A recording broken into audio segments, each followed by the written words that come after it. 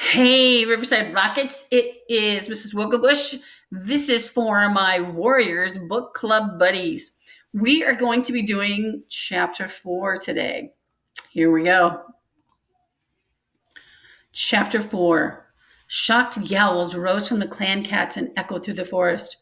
Ravenpaw staggered slightly. His right foreleg glistened with wet blood that flowed from the deep gash on his shoulder. We met 5 River Clan warriors beside the stream, not far from the sunning rocks, he went on shakily. Oakheart was among them. Oakheart, Greypaw gasped beside Firepaw. He is the deputy of River Clan. He is one of the greatest warriors in the forest. Lucky Ravenpaw. Wish it could have been me. I'd have really. Greypaw was silenced by a fierce glance from the old gray Tom, who had first sensed Ravenpaw's return. Firepaw turned his attention back to Ravenpaw. Redtail warned Oakheart to keep his hunting parties out of ThunderClan territory. He said the next RiverClan warrior to be caught in ThunderClan territory would be killed. But Oakheart would not back down. He said his clan had to be fed, whatever we threatened. Ravenpaw paused to wheeze for a breath. His wound was still bleeding heavily, and he stood awkwardly to keep the weight off of his shoulder. That's when the Raven clan cats attacked. It was hard to see what was happening. The fighting was vicious. I saw Oakheart had Redtail pinned to the ground, but then Redtail. Suddenly, Ravenpaw's eyes rolled in his head, and he lurched sideways. Half scrambling, half falling, he slithered off the high rock and collapsed on the ground below. A ginger queen bounded toward him and crouched at his side. She licked his cheek briefly and called out, "Spotted Leaf!" Out of the fern-shaded corner trotted the pretty tortoiseshell Firepaw.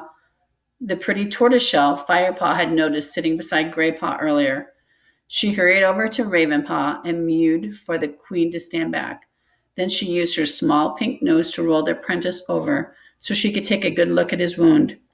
She glanced up and meowed. "It's all right, Golden Flower. His wounds aren't fatal, but I'll need to fetch some cobwebs to stop the bleeding." As Spotted Leaf sprinted back to her den, the hushed silence in the clearing was broken by a mournful howl.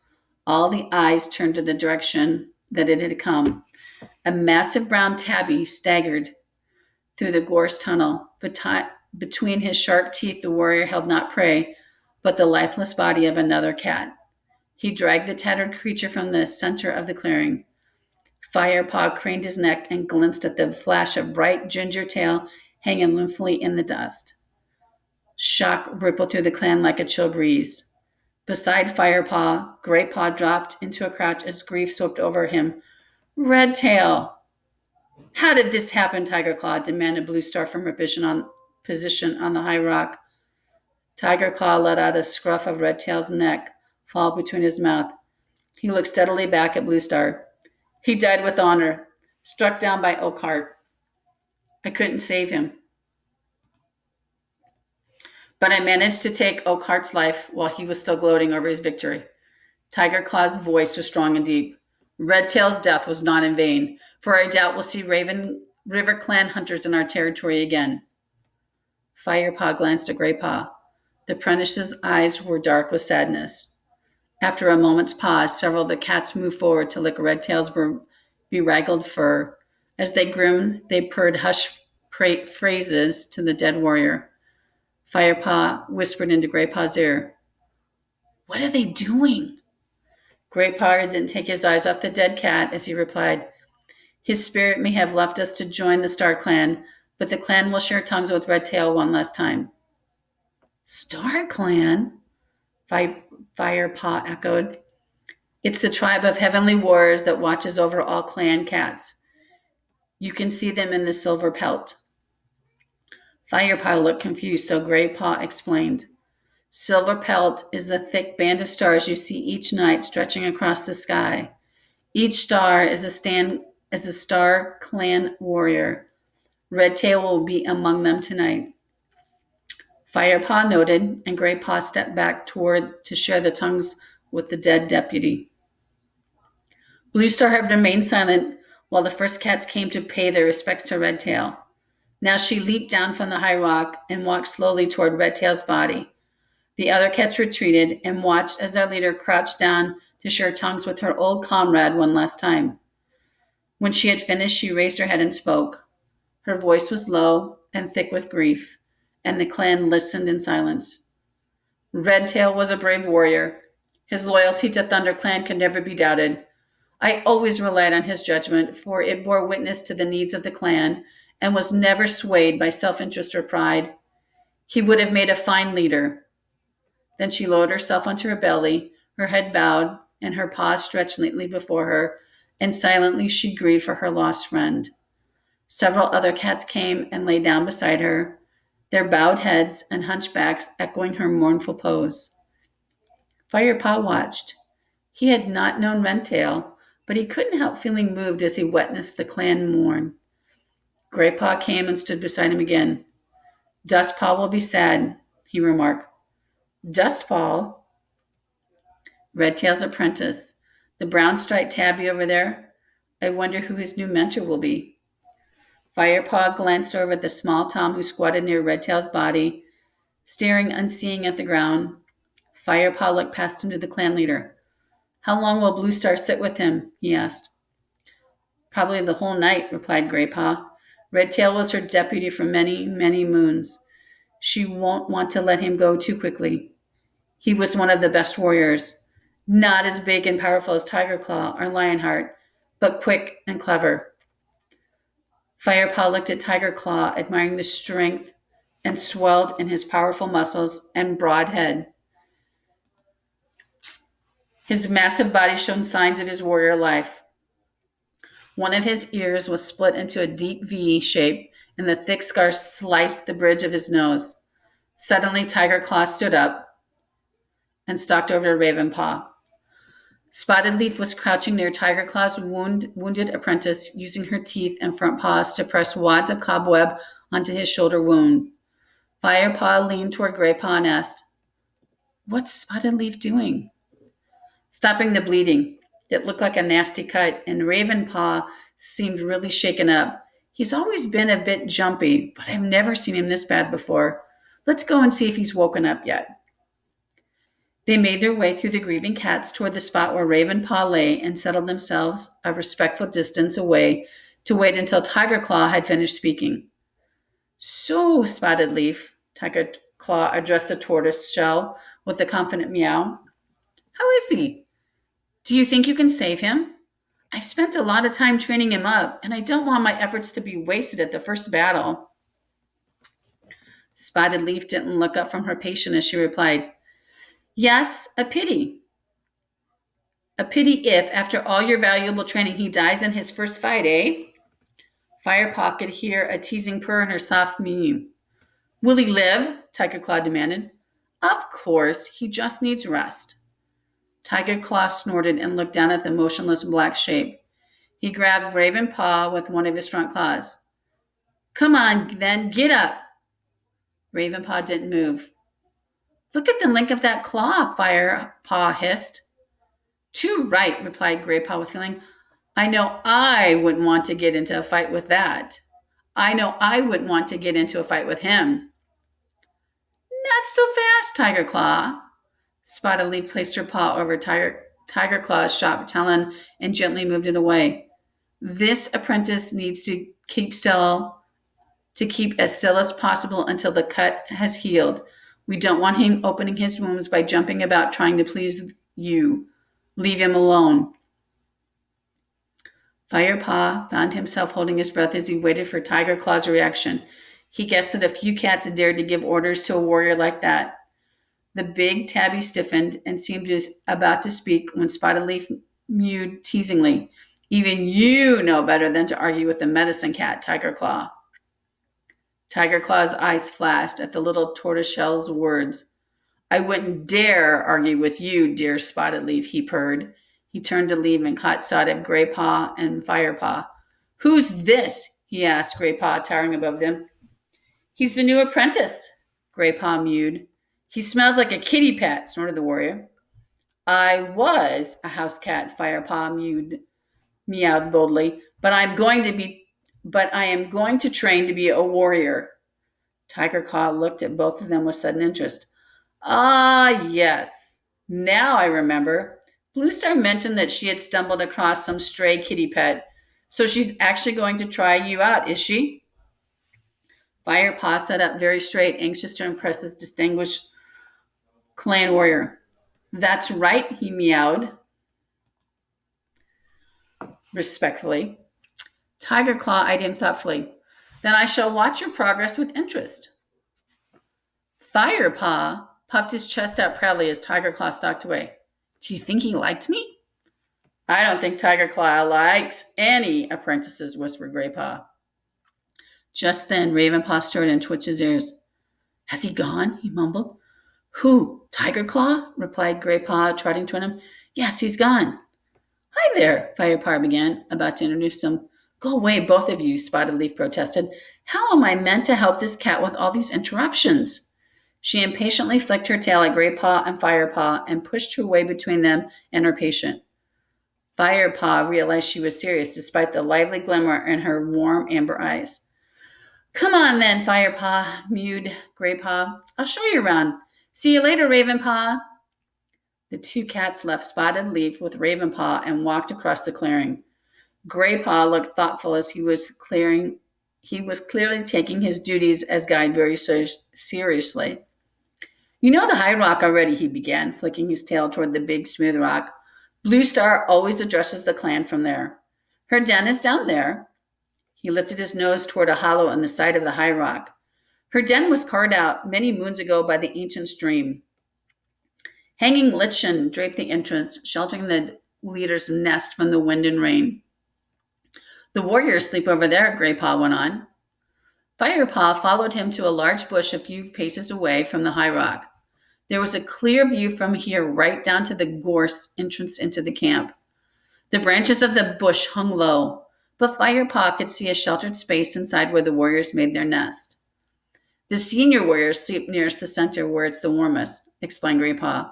They usually share their fresh kill together over that clump of nettles.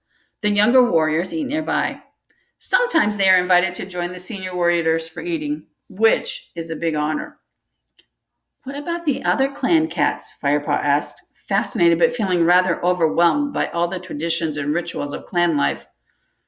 Well, the queens share warrior quarters when they work as warriors, but when they are expecting kids or nursing them, they stay in a nest near the nursery. The elders have their own place on the other side of the clearing.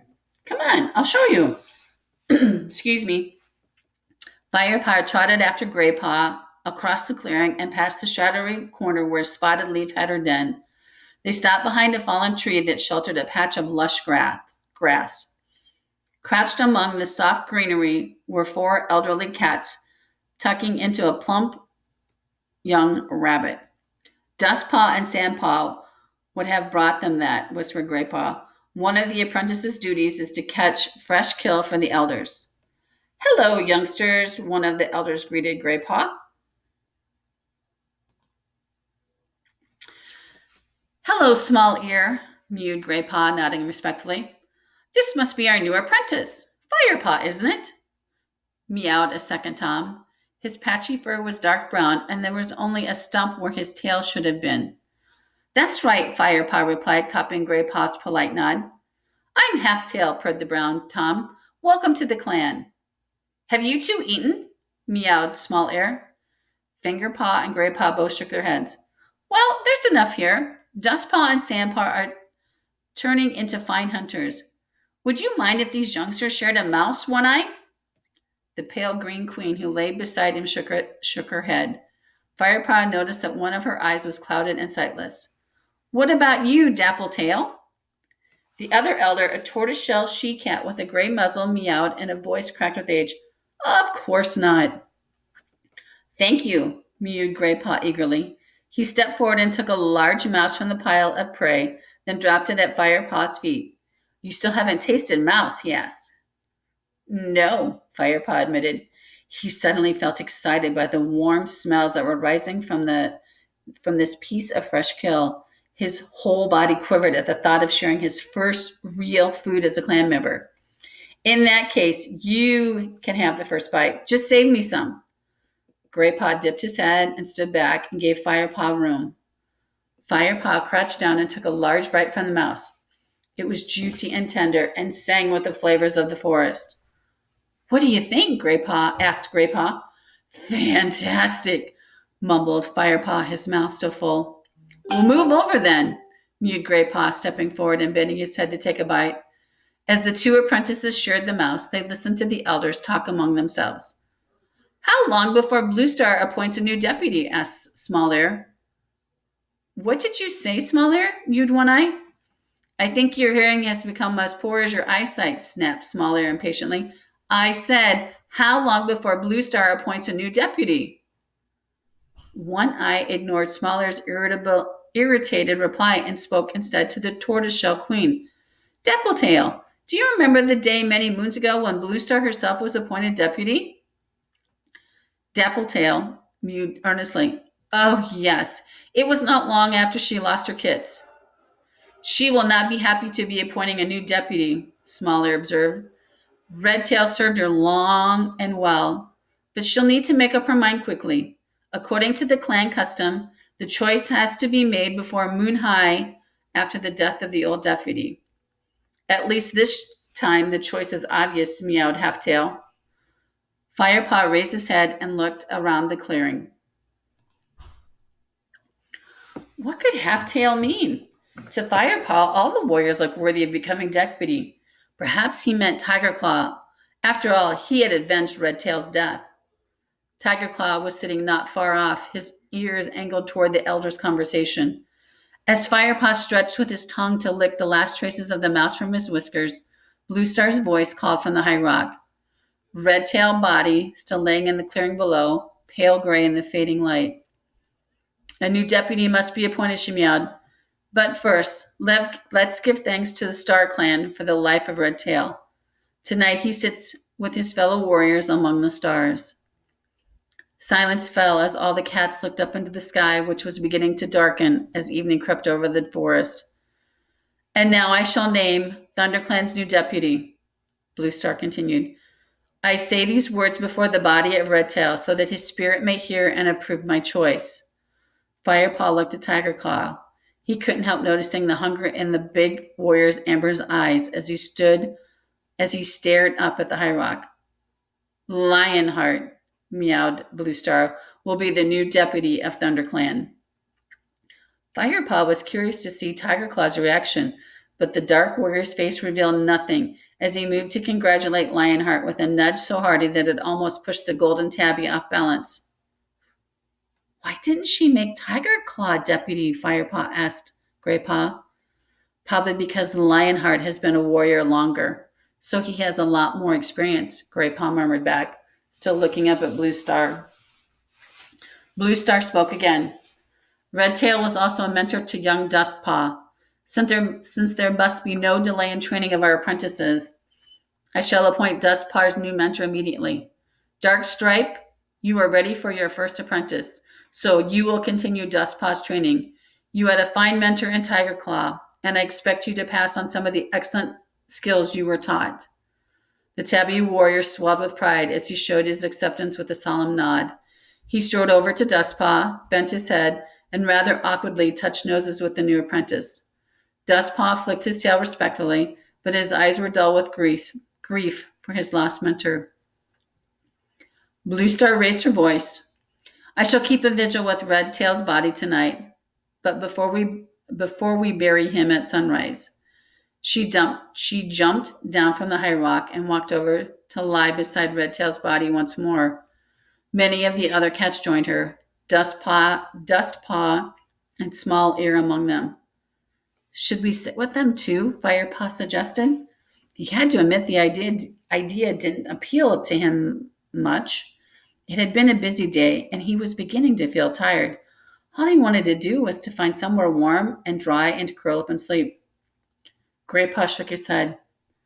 No, only those who are closest to Redtail will share his final night. I'll show you where we sleep. The apprentice's den is over here. Firepaw followed Graypaw to a thick bush of ferns that lay beside a mossy tree stump. All of the apprentices share their fresh kill by the stump. Graypaw told him. How many apprentices are there? Firepaw asked. Not as many as usual. Just you, me, Ravenpaw, Dustpaw, and Sandpaw. As Graypaw and Firepaw settled themselves beside the tree stump, a young she-cat crawled out from beneath the ferns. Her coat was ginger like Firepaw's, but much paler, with barely visible stripes of darker fur. So, here comes the new apprentice, she meowed, narrowing her eyes. Hello, Firepaw mewed. The young cat sniffed rudely. He smells like kitty pet. Don't tell me I'm going to have to share my nest with that revolting stench. Firepaw felt rather taken aback. Since his fight with Longtail, all the cats had been quite friendly. Maybe they had been just distracted by Ravenpaw's news, he thought. You'll have to excuse Sandpaw, apologized Graypaw. I think she must have a fur ball stuck somewhere. She's not usually this bad-tempered. Shh, spat Sandpaw crossly. Hold on, youngsters, the deep voice of Whitestorm sounded behind the apprentices.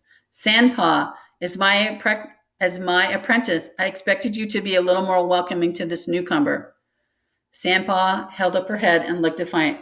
I'm sorry, Whitestorm, she purred, not sounding sorry at all. I just didn't expect to be training with a kitty pet, that's all. I'm sure you'll get used to it, Sandpaw, meowed Whitestorm calmly. Now it's getting late and training starts early tomorrow. You three should get some sleep. He gave Sandpaw a stern look and she nodded obediently. As he walked off, she spun around and vanished into the clump of ferns, sniffing once more as she brushed past Firepaw. With a flick of his tail, Graypaw invited Firepaw to follow him and led the way after Sandpaw. Inside the sleeping area, the ground was lined with soft moss, and the pale moonlight turned everything a delicate shade of green. The air was fragrant with fern scent and warmer than outside. Where do I sleep? Firepaw asked. Anywhere, just as long as it's not near me, snarled Sandpaw, who was prodding some moss with her paw. Graypaw and Firepaw exchanged glances, but said nothing. Firepaw raked together a pile of moss with his claws. When he gathered his bed into a cozy nest, he circled it until it was comfortable and settled down. His whole body felt drowsy with contentment. This was his home now. He was a member of ThunderClan. All right, Riverside, that's it for today. I will see you tomorrow with another chapter of Warriors into the Wild.